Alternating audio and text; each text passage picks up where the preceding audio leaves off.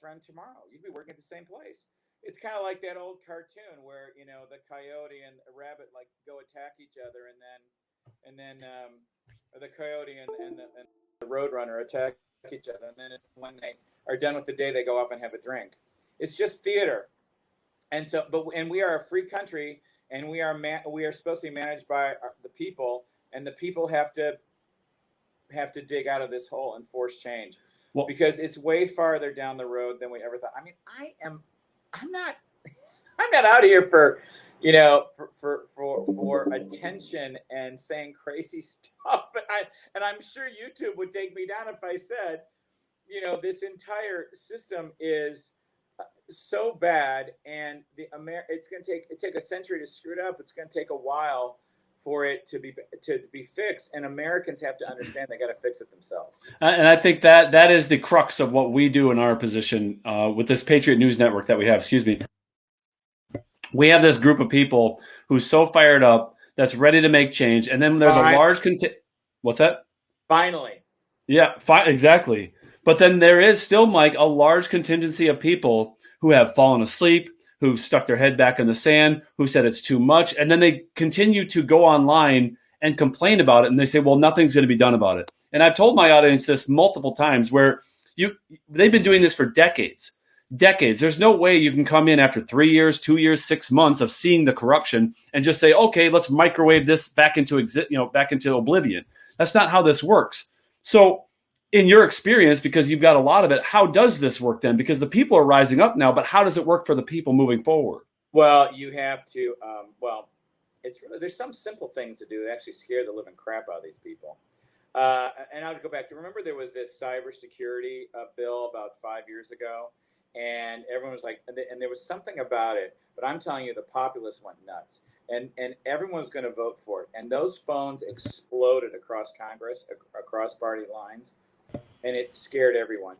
The first thing that has to happen, which is we are caught, circled, and confused, and we are kept circled and confused. And what is missing is a very clear explanation, foundational explanation. I think that's what has to happen. People have to understand. We have to educate. When you are trying to prove something is bad, you have to have all the facts. If you are trying to defend yourself of being accused, all you do is have to circle and confuse. And so here are the tricks from the people that are accused, which is the entire political establishment. Circle and confuse, ignore, deny, lie. Okay, so the deny is the big one, because we've also, lucky for them, unfortunately, have got a populace now that is got no attention span, and the people that are pulling this off on the American public know you can have the worst thing known to man happen, and the public will forget about it in about 3 days. Remember what happened with the oil hack, the pipeline hack, and everyone was getting gas like crazy. What action was taken there? Why did that happen? And that's so I actually do understand that this happened in 1914, and I don't want to be pessimistic. It's a long slog to fix this. It's not and yet it has to be done, and that's not and it doesn't mean we have to do what they do. We don't go out in the street and intimidate people. We don't deplatform people. We don't beat people up. We don't vilify them. We don't go asking. We have like these idiot politicians that go, "Oh yeah, raise hell and a cost your politicians that don't agree with me." You don't stir the pot, because all that is that. Unfortunately, there's no shortage of stupid, gullible people in this country, and there's a lot of stupid, gullible people that want to feel good about themselves, and they're also lazy. So they actually are vulnerable to that type of rhetoric. Like, I will tell you that 95 to 99% of all black people are not out there raising hell in the streets. They're not, but you would believe it from, Jake Tapper or any other bozo on the news that wants to sell ratings, because, and then people then like, okay, I just want to have my life, so I'll just, go over here. And it's gotta, I was going to say this earlier. The most important point that everyone has to understand is that when what happened to me, it happened to you. People don't understand that. If a private enterprise had done to me what was done to me, that's a different story. But the federal government weaponized a cyber criminal and then extorted, who started hundreds of companies, started an investigation from the government on hundreds of companies. It's so bad that they're going to do everything they're going to do to sit on it. So you have to understand these things, and we have to build our own network. We come back each round smarter. So when you build your network, you have nothing to do with Amazon Web Services. You have nothing to do with Twitter. You have nothing to do with them. Look at how they're trying to control the boiling pot lid right now, and look at the polls in the country. Yeah. I mean, I think the number of people that think that something went wrong is pretty telling. The efforts that they're doing to vilify everybody. Well, we know something stinks. They're censoring massively all over social media, especially on YouTube, which we mentioned at the start of this broadcast. I just got taken down for 2 weeks on my second strike. One more strike and my channel's completely gone. So please, if you're watching this interview on Locals, sign up for Locals, and if you could, become a monthly supporter, because that's going to help us with this grassroots program that we're trying to push forward with the information that's out there with people like Mike Doherty and the other interviews that we end up getting and the content that we produce. But so I want to get into two last things, because we talked about this off air, talked about you not being at the press conference that Vernon Jones was at after the hearing. But before we get into that, I do want to mention about, since the judge wasn't willing to hear the evidence in that case, I'd like to hear what you guys were going to present to him and what you potentially could present to an appellate court. Well, that hearing wasn't the trial. That hearing was just a motion. Okay. That was motions to dismiss. And he set the tone, and you can go on and you can see the video. It's on Twitter, and I think I retweeted it. My Twitter handle's Doherty MJ, but I can get that video too. You can watch. It's actually a very well recorded hearing, and it's only like 30, 45 minutes. But whoever recorded did a great job. Nadia Tinsdale, I think. Oh yeah, she's been doing some great work down there. Yeah, and so, but it's really good because it's you get people's faces and you can hear things, and it's good. And so you have to understand what happened there. That was supposed to be just motions practice. That was the first time we ever met. That's the first time we ever met. Boom, gone. It's like, okay, let's deal with, we're going to let Perkins go in. Great. Okay, now let's hear these motions. Okay, you're right, bye.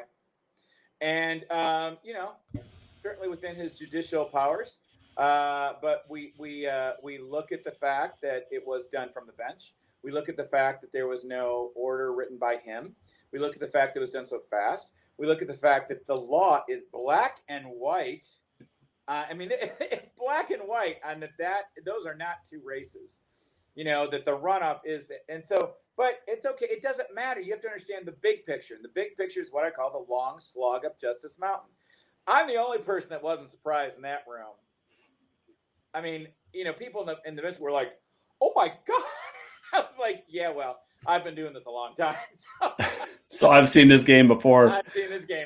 Do you know then if this is going to the judge that Governor Kemp just appointed to an appellate court, Andrew Pinson? Go directly to the Georgia Supreme Court.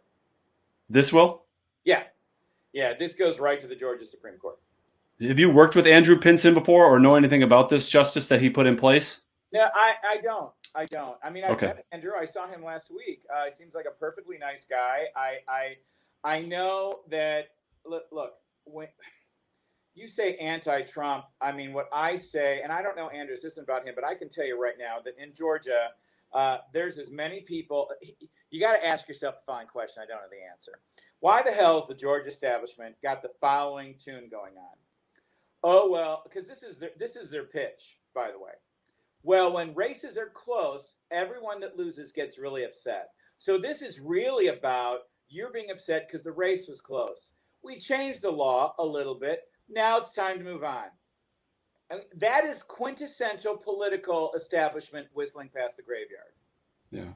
So in that meeting, I said out loud BS, and they're a protection racket. It's all they want to protect themselves. They want to protect their mistakes. They want to protect the Stacey Abrams ridiculous, Why? unlawful consent Why? decree. Why do they want to protect her so Because much? they didn't know what was coming. What was coming. They sure as hell didn't sign that then thinking they were going to lose.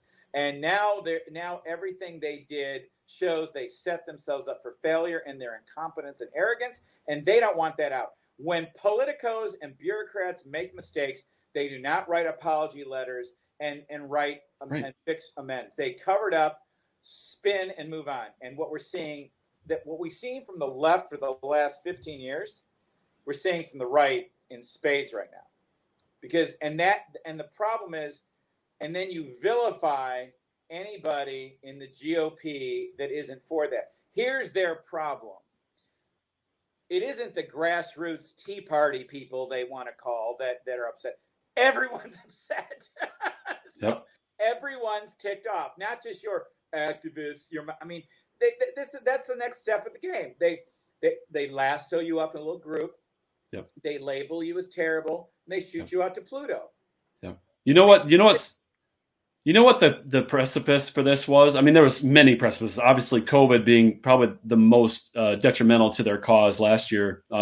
We, the American people, not dumb enough, or we're not stupid to see that this racket of absentee ballots, because of this virus that they put in place, was used politically for them. But I think the one thing, at least for me personally, that it was last summer's burning of the cities around the country. Oh, and ignoring them. And ignoring and having a burning building in the back of your shot on CNN and saying this is mostly peaceful. I'm from Minnesota. George Floyd happened just miles from my house. I lived in that neighborhood for quite a few years. And to see the destruction, to see the anger and the vitriol and the hatred, it was unlike anything I've ever experienced. And I'm not old enough to experience the LA riots or anything like that. But all of a sudden we started thinking, okay, it's now July. We have until November to make our voices heard, to make this change happen. That was our voice. That was our time to nullify everything that happened in the summer, everything that happened during COVID. And then when they steal that, all of a sudden you're going to have an angry contingency on your hand, to say the least. And then I happen to go to, first of all, I'm born and raised in Detroit. And during the Detroit riots, I was 8 years old, and we had to haul out and move outside of Detroit. So I've spent years watching what happens after. And you know what happens after? It's more disgusting. That CNN sitting there watching the burning building, saying it's not burning, lecturing you, calling you racist, just the whole gaslighting, obscene crap you have to listen to from these simpering jerks that basically couldn't even pass a biology class. I mean, it's nauseating to listen to these idiots and sitting there and trying to get them to not believe your eyes. Where are they now? Where are their stories about Minnesota now? Have you been to Minneapolis lately? What about all those small business owners, most of them minorities, that are up a creek? See, that's when they'll lose, is when the minorities wake up and realize that news crew that is sitting there watching your business burn, hiding it, is exploiting you. And as soon as they're done, gone. And you know when they're done? When the ratings stop. Okay, done with that. Next, boom. Yeah. So where's the 60 Minutes story on all the post-summer burning residual? Have you been to New York? I was in New York City 3 months ago. I get off the train in Penn Station. Some guy accosts me to buy a card, and I won't buy the card for him for $3 to get on the metro. He gets upset. He gets in my face. I just ignore him. So he decides to walk 4 feet over to the right and pee. I mean, this is New York of the 70s. It's and where's that story? Believe me, you'll never see it. Everything's fine now. Now, is New York as bad? Is Times Square as bad? No, it's not. Is it really bad? Yeah, it's bad. I mean, it's everyone's running away from crime. I guess that makes them all racist. I mean, this is the narrative. And so this is going to continue until you stop allowing yourself to be called that. Yes. No 100%. One's coming to your rescue, folks. You're going to sit here and, I mean, to be confrontational, really, You're going to let people die for your freedoms for the last 200 years and are 6 feet under so you can stay at home and not do anything? Shove it. You're a terrible, lazy snot bag. It's like, and that doesn't mean you need to run out and raise holy hell. You need to do things like pick up your phone to your congressman, write a letter, vote against them, turn off CNN. You got to do that stuff. Yeah. You got to write a check to people that are, those are what you got. It's not a lot, folks. It's not a lot. Yeah. But what the biggest point I want to make again is all this stuff that's happening to others, these people don't get how it's happening to them. And that's once people understand that this is happening to you, right now, just because it hasn't happened yet, then you'll see and we're getting closer. This election thing is a very unifying thing in that sense. Like, come on. That's why I think Trump was so unifying. He was so vastly popular amongst whites, blacks, Latinos, Asians. Rallies. Look at his rally last week. Because he said flat out to the cameras in their faces, saying, they're not coming after me. They're coming after you. I'm just standing in their way. And it's evidenced by what they're doing to Marjorie Taylor Greene, what they're trying to do to Matt Gaetz with the scandal that they're trying to drum up, and he has evidence against that. These people are standing in the way, which is why we fought, or why we're still fighting. I think Trump is the greatest president in my lifetime, and I'm not that old, but potentially the greatest ever. And because if it's your lifetime, you've got slim pickings. That's true.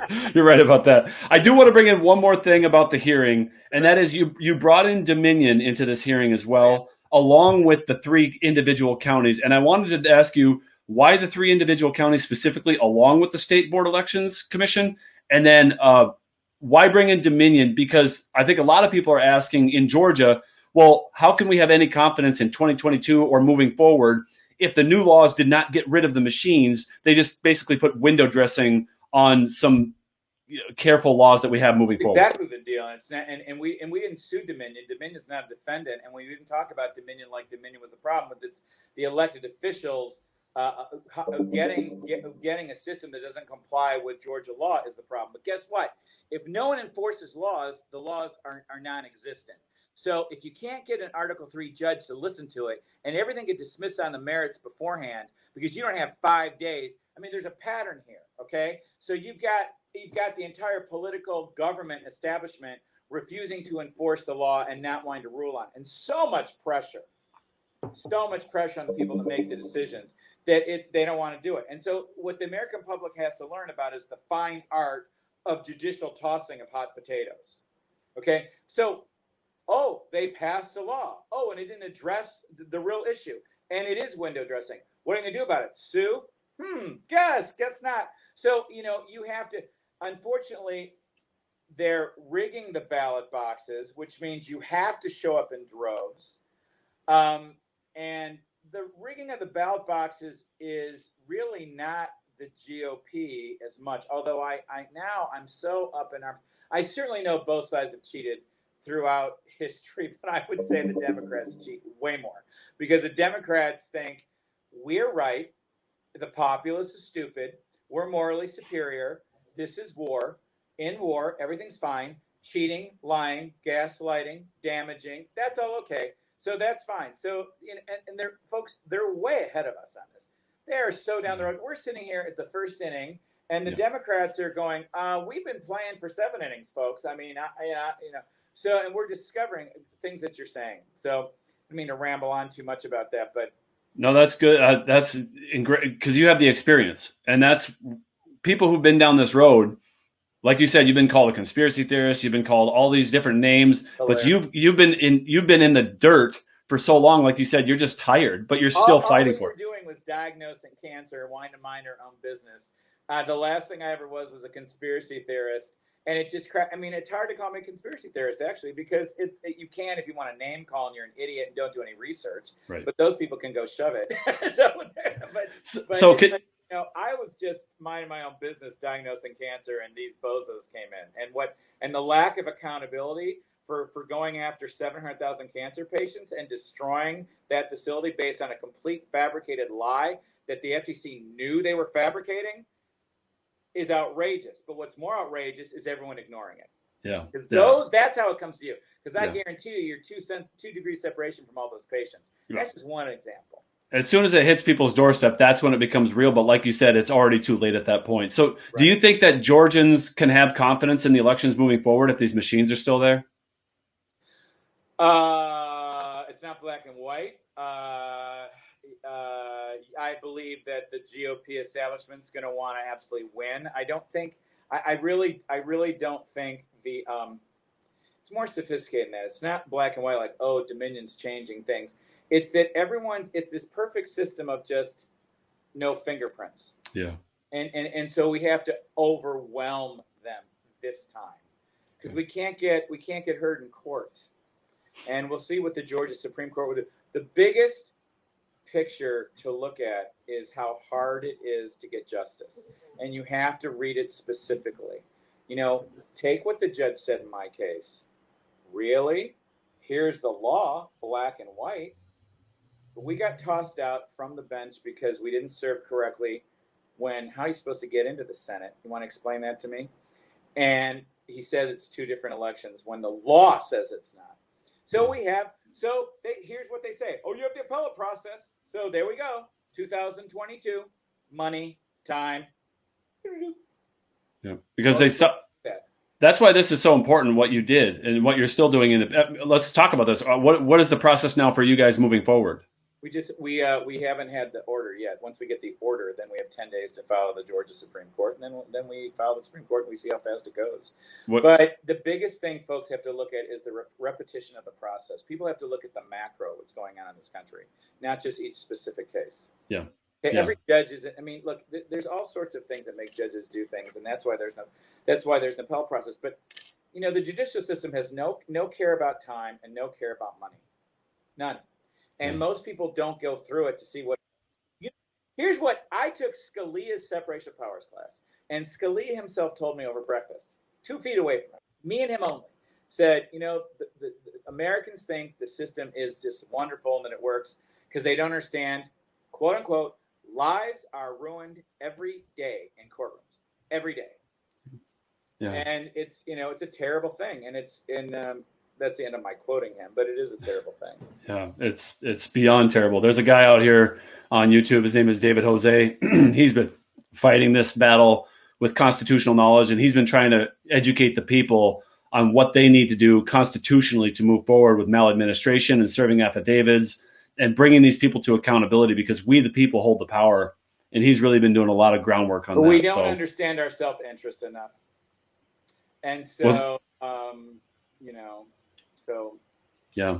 Last question. There was a press conference that Vernon Jones was at that I thought you were going to be at after the hearing that you weren't at. So I was curious to see why you weren't. Okay. So this is hilarious. So I'm not in that shot. Okay. So Vernon Jones, shame on you, you cowardly hypocrite. Now I know this guy is nothing more than a hustler con, and I'll never vote for him. Okay. Here's what's going on. They contact me and I wanted him there. Okay. I wanted him there because I, of course, wanted some attention, and he's speaking out against the big picture. Doesn't mean I'm endorsing his candidacy.